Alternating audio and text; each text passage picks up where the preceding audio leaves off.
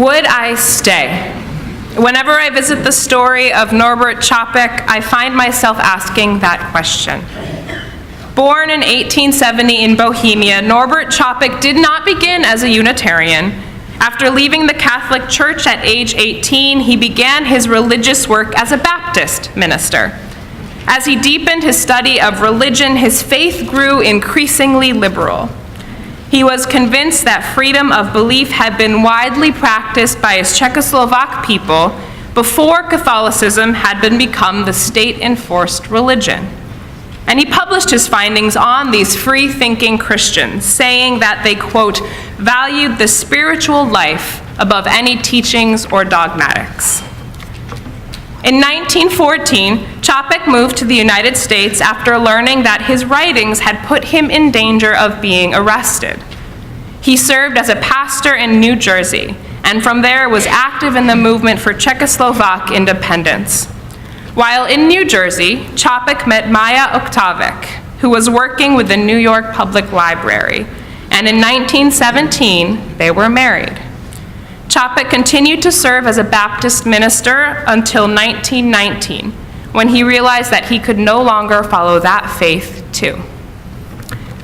When Czechoslovakia became independent after World War I, many Czechs began leaving the Catholic Church.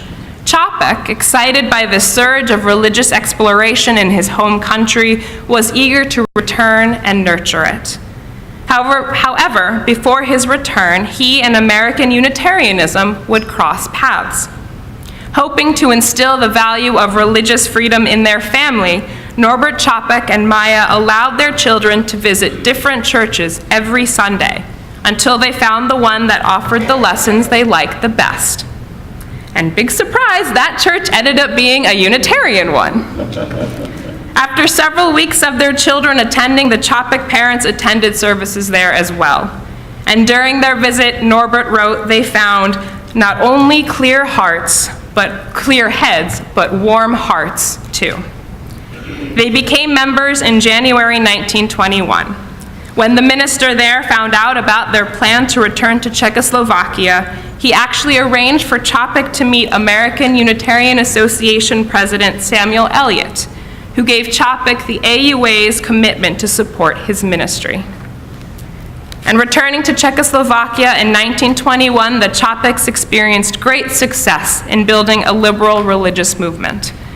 By February 1922, Capek's Prague Congregation of Liberal Religious Fellowship, try saying that in 10 seconds or less, had standing room only services. In 1926, Maya Capek was ordained as a minister. In 1930, the Unitarian Church of Czechoslovakia was officially recognized by the Czech government.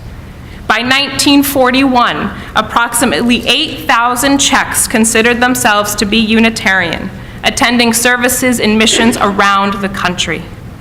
And Capek's ministry went beyond the church, including an education ministry that made religious history and philosophy more accessible, and a counseling program that supported people going through periods of conflict and loss. But with the rise of the Nazi Party and the threat of a German invasion looming, the Capeks' lives were in danger once more. In 1939, Maya left for the United States to assist the fundraising efforts of a refugee support program, and she introduced U.S. Unitarians to the flower communion worship in 1940. The American Unitarian Association offered positions to Norbert, his daughter Bodana, and her husband Carol, all of whom were serving as Unitarian ministers.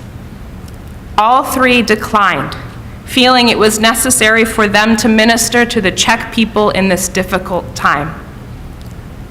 And on March 28, 1941, Capek and his daughter Zora were arrested by the Gestapo. Both were accused of listening to foreign broadcasts. Norbert was also accused of high treason. Though the courts offered leniency in their sentencing, the Gestapo ignored their recommendation, sending Zora to forced labor in Germany and Norbert to Dachau. Norbert Capek's name appears among a list of prisoners sent to Hartheim Castle on October 12, 1942. where he was killed in its gas chambers. Capek's choice to stay and offer hope to the Czech people had cost him his life. Norbert Capek was resolute in his ministry of religious freedom, social change, and hope. He believed that in times of great difficulty and pain, people could still find ways to hold on to faith and create great love. He once wrote that every person is an embodiment of God, and in every one of us, God struggles for higher expression. Whether we use the word God or the word love, this idea of the sacredness of every person resonates with our Unitarian Universalist faith today. Would I stay? I think the answer to that question lives within the following prayer written by Norbert Capek just before he was killed. It is worthwhile to live and fight courageously for sacred ideals. Oh, blow ye evil winds into my body's fire, my soul you'll never unravel. Even though disappointed 1,000 times or fallen in the fight, and everything worthless seem, I have lived amidst eternity. Be grateful, my soul. My life was worth living.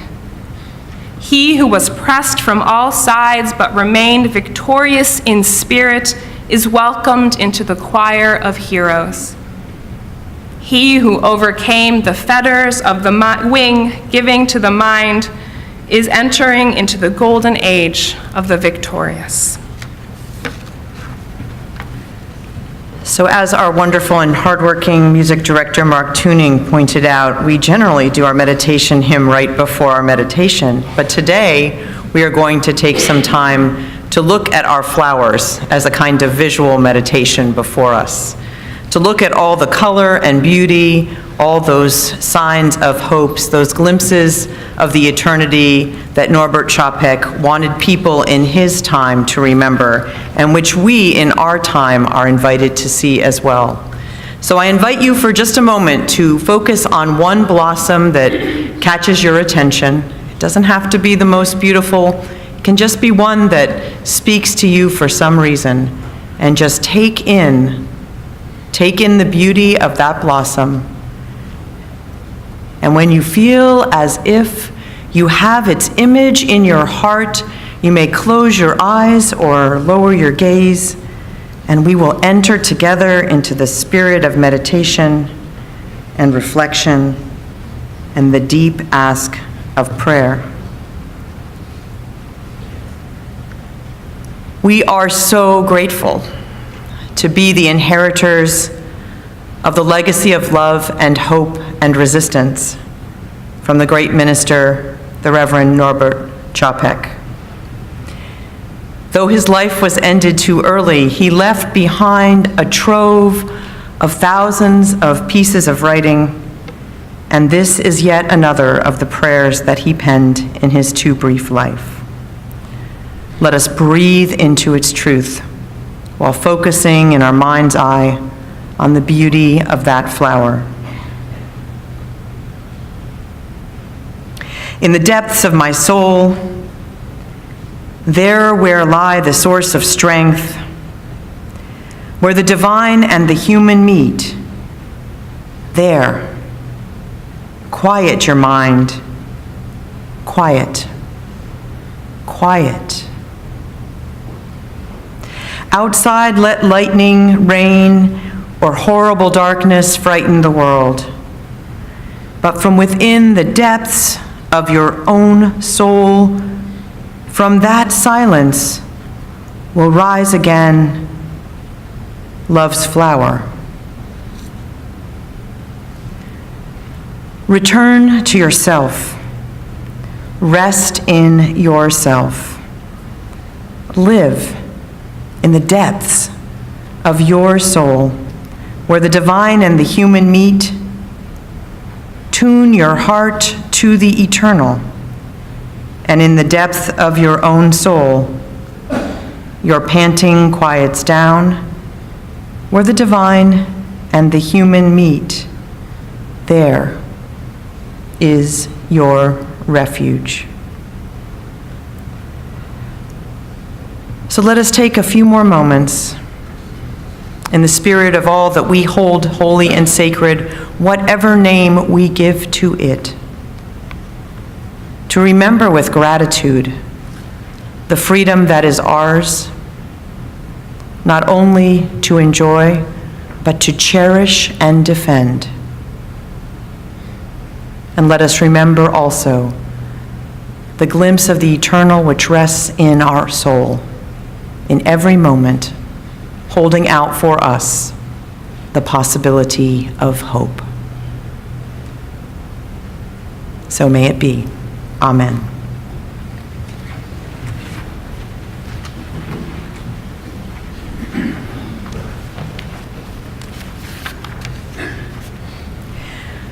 The flowers are before us, and we gather in community.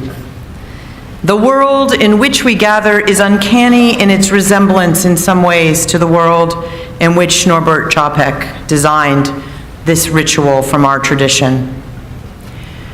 Outside these walls and this beautiful sanctuary campus, our hearts are battered by unsettling news and ever-escalating incitements to fracture the human family.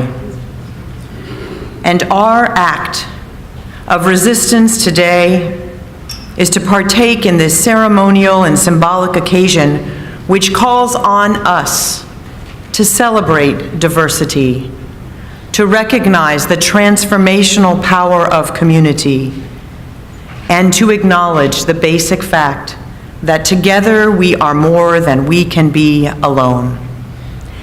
And yet, what we do here today must be only a seed of something that we are willing to take out beyond this sanctuary campus, out into that hurting world. So when we bring our flower, just as when we bring our water, representing the inner or outer journeys of our summer, which we'll gather on Labor Day, that was our commercial for remembering your water this summer.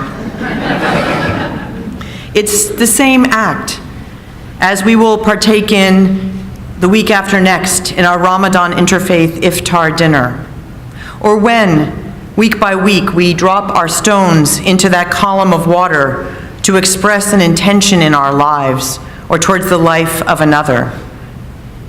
It is the same ritual acts that we partake when we reach out in hope, the way that Laura Torkelson has done to offer her own personal sanctuary refugee resettlement program on behalf of many that we have served through our immigration ministry here.